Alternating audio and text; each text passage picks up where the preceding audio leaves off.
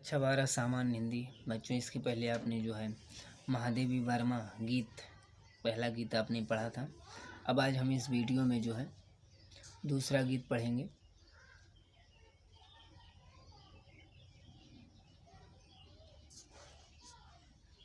देखेंगे।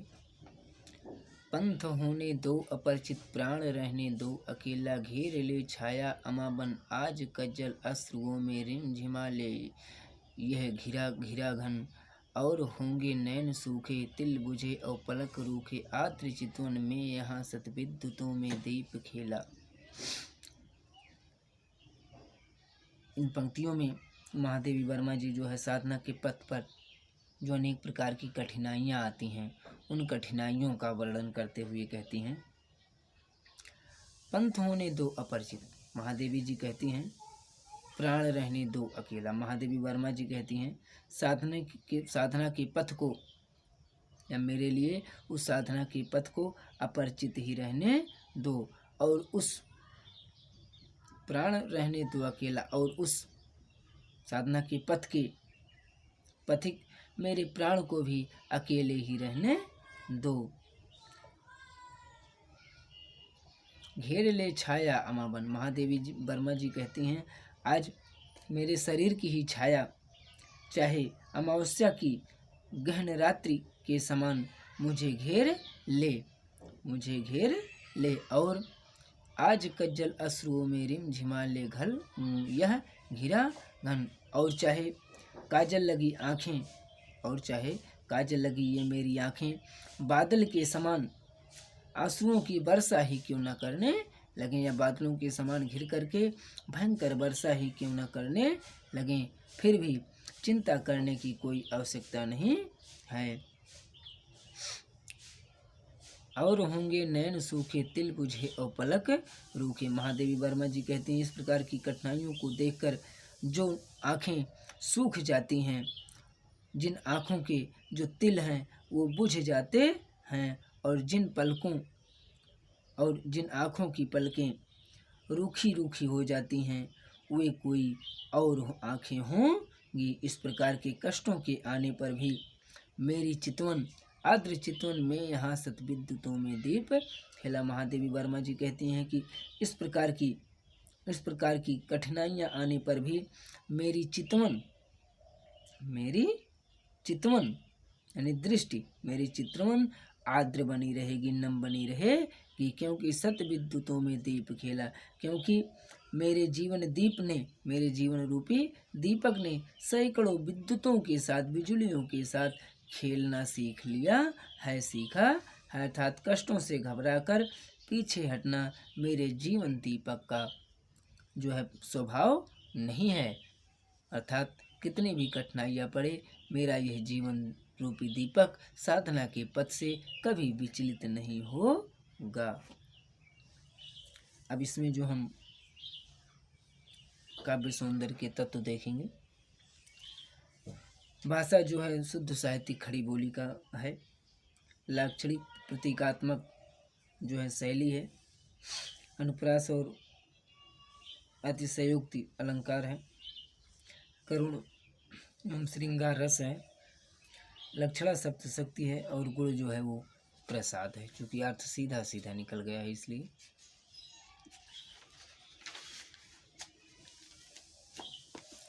अब हम दूसरा पद पढ़ेंगे।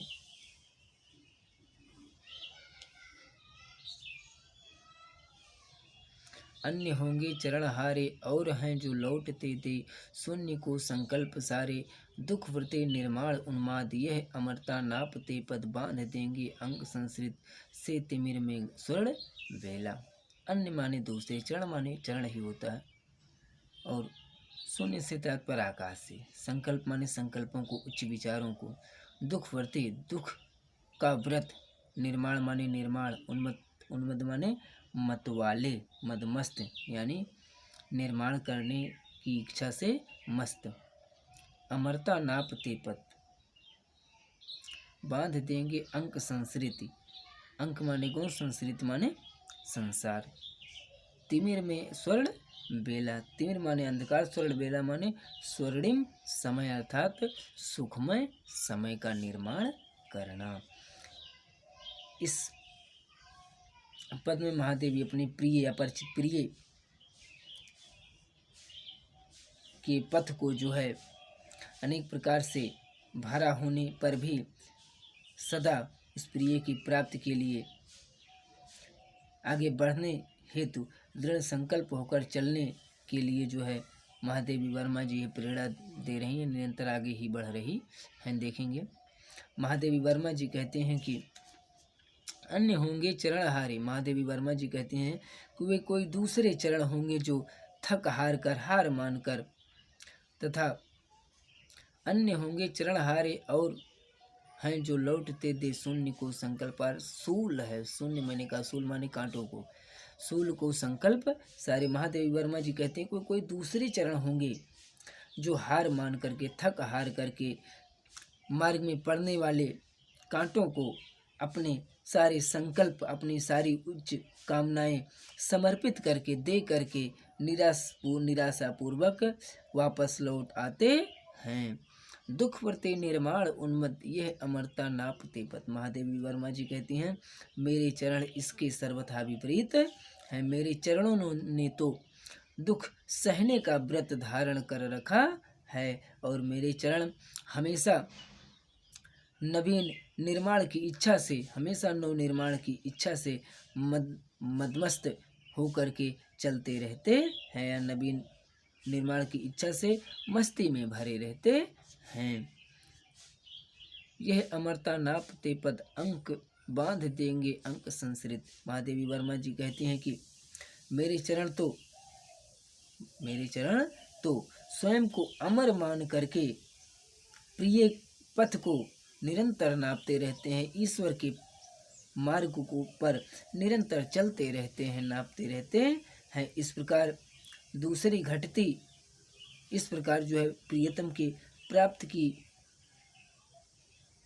प्रियतम के मार्ग की जो दूरी है वह निरंतर घटती रहती है। महादेवी कहती हैं कि मेरे चरण तो ऐसे हैं कि वे अपनी दृढ़ता से, अपने दृढ़ संकल्पों से बांध देंगे अंक संसित। महादेवी वर्मा जी कहती हैं मेरे चरण तो ऐसे हैं जो अपने दृढ़ संकल्पों से संसार की गोद में छाए हुए अंधकार को, मेरे चरण ऐसे हैं जो संसार की गोद में छाए हुए अंधकार को सुनहले प्रकाश में परिवर्तित कर देंगे। अर्थात निराशा का जो अंधकार है उसमें आशा का प्रकाश भर देंगे, अर्थात ये निराशा से परिपूर्ण संसार आशा में बदल जाएगा। अब हम इसमें काव्य सौंदर्य के तत्व देखेंगे। भाषा वही शुद्ध साहित्यिक खड़ी बोली, भेदात सेयोक्तियात सेयोक्ति एवं रूपक अलंकार है। श्रृंगार रस का प्रयोग हुआ है, लक्षणा शब्द शक्ति है और गुण प्रासाद ही है।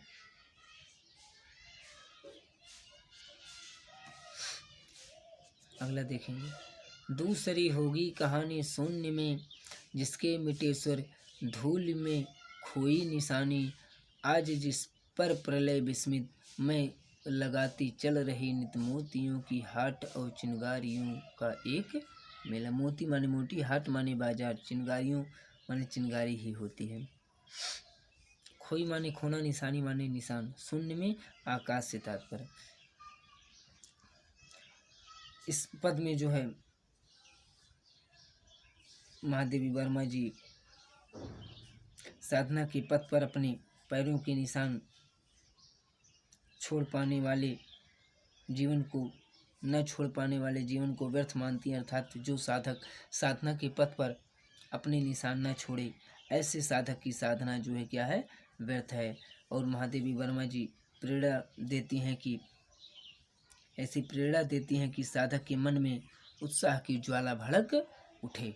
तो ही साधक की उत्साह को बढ़ाते हुए महादेवी वर्मा जी कहते हैं कि दूसरी होगी कहानी शून्य में जिसके मिटे सुर धूल में खोई निशानी। महादेवी वर्मा जी कहती हैं कि वो दूसरी कहानी होगी जिसमें गंतव्य पर पहुँचे बिना ही, गंतव्य को प्राप्त किए बिना ही नायक के स्वर शांत हो जाते होंगे। महादेवी वर्मा जी कहती हैं वो दूसरी कहानी होगी जिसमें साधक के नायक के स्वर गंतव्य तक पहुँचे बिना ही शांत हो जाते होंगे और धूल में खोई निशानी और उसके पैरों के चिन्ह को समय की धूल मिटा देती है।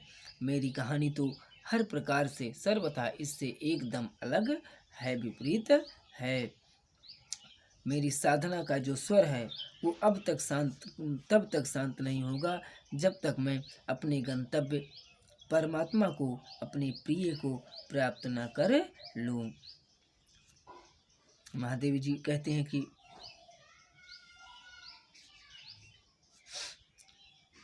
आज जिस पर प्रलय विस्मित में लगाती चल रही नित मोतियों की हाट और चिंगारियों की एक मेला। महादेवी वर्मा जी कहते हैं कि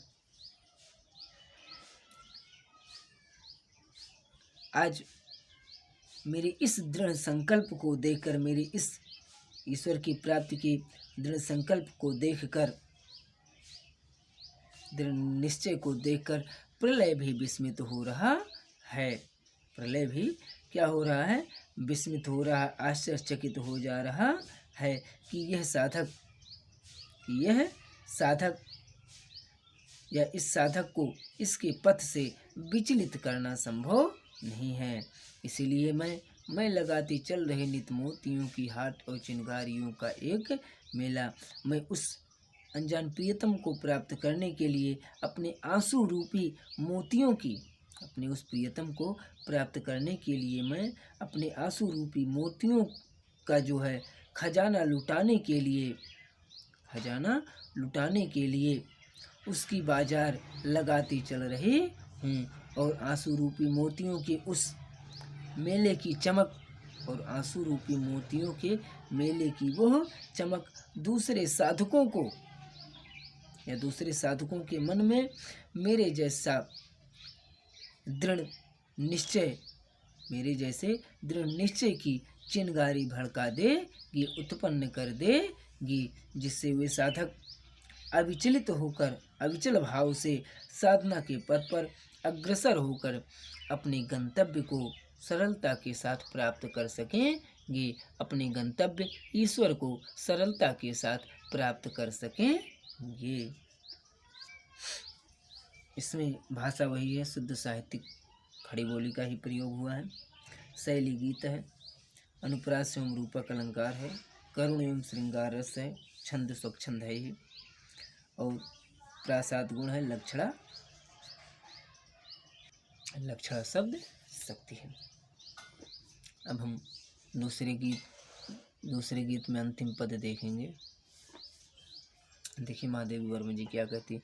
हास का मधुदूत भेजो, रोष की भुरुभंगिमा, पतझर हो को चाहे सहेजो, ले मिलेगा उर अचंचल वेदना जल, स्वप्न सतजल जान लो वह मिलन, एकाकी विरह में है दुकेला, पंथ होने दो अपरिचित, प्राण रहने दो अकेला।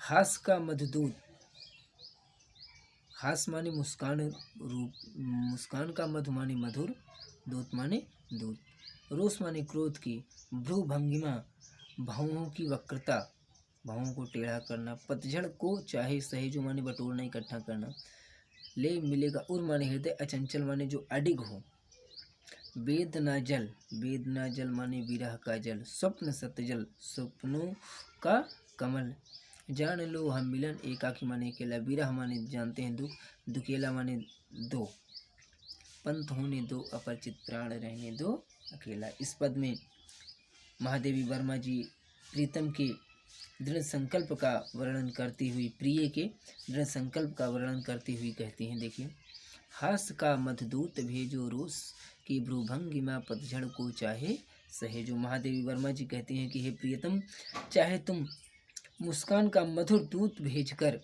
हे प्रियतम चाहे आप मुस्कान का मधुर दूत भेजकर मुझे अपनी ओर आकर्षित करो, और चाहे भावों को तिरछा करके, भावों की वक्रता से क्रोध प्रकट करते हुए पतझड़ को एकत्रित कर लो, अर्थात चाहे तुम प्रसन्न हो अथवा अप्रसन्न, किंतु मेरा अडिग हृदय, किंतु मेरा अडिग हृदय ले मिलेगा उर अचंचल, वेदना जल स्वप्न दल। किंतु मेरा अडिग हृदय वेदना का जल, मेरा यह निश्चित दृढ़ निश्चय हृदय वेदना का जल और सपनों का पुष्प कमल लेकर के, कमल पुष्प लेकर के तुम्हारी सेवा में अवश्य उपस्थित होगा, तुमसे अवश्य मिलेगा। जान लो यह मिलन एकाकी, विरह में है दुकेला, पंथ होने दो अपरिचित, प्राण रहने दो अकेला। महादेवी जी कहती हैं कि विरह की स्थिति में, विरह की स्थिति में मैं स्वयं को तुमसे अलग अनुभव करती हूँ। विरह में है दुकेला, महादेवी वर्मा जी कहती हैं कि विरह की स्थिति में मैं स्वयं को आपसे अलग अनुभव करती हूँ, और मिलन के क्षणों में और मिलन की स्थिति में इतनी तन्मय हो जाती हूँ कि मुझे तुमसे भिन्न अपनी सत्ता का अनुभव ही नहीं होता है। इस प्रकार मैं एकाकिनी बन जाती हूँ। मिलन के क्षणों में इस प्रकार मैं क्या बन जाती हूँ? एकाकिनी बन जाती हूँ। यद्यपि मेरी साधना का जो पथ है, मार्ग है, वो मेरे लिए अपरिचित है, और उस साधना के पथ का पथिक जो मेरा प्राण है वो भी अकेला है। फिर भी किसी को चिंता करने की कोई आवश्यकता नहीं है, क्योंकि मुझे यह दृढ़ विश्वास है, मेरे मन ने यह निश्चय कर लिया है कि एक न एक दिन मैं अपने प्रीतम परमात्मा को अवश्य प्राप्त करूँगी। अब हम इसमें जो है इस पद में काव्य सौंदर्य के तत्व देखेंगे। भाषा वही शुद्ध साहित्य खड़ी बोली है, मानवीकरण रूपक अनुप्रास का प्रयोग हुआ है यहाँ पर।